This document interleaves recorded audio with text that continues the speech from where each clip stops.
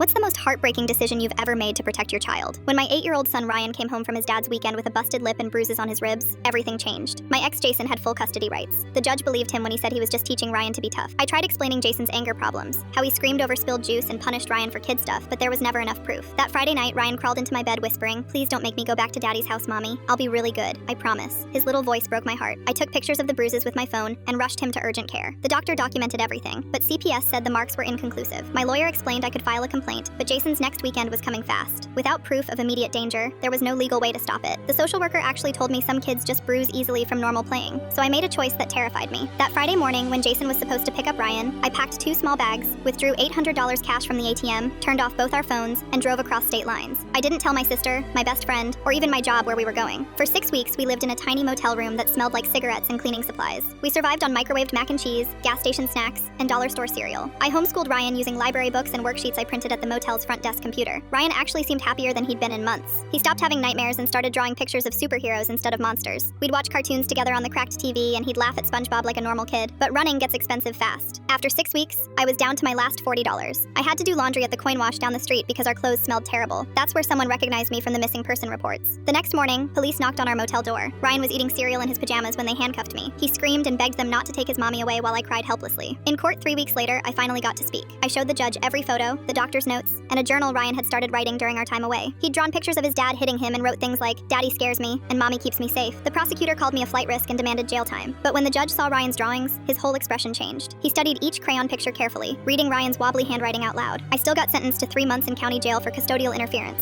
Those 90 days were the longest of my life, wondering if I'd made everything worse. But the judge also ordered an immediate investigation into Jason. They found Ryan's bedroom at his dad's house had holes punched in the walls and a lock on the outside of the door. Neighbors came forward saying they'd heard screaming but were afraid to call police. Jason's new girlfriend admitted she'd seen him shake Ryan until he cried. When I got out of jail, Ryan ran into my arms sobbing. The state had placed him with my sister during my sentence, and Jason's custody had been terminated permanently. He was also facing criminal charges.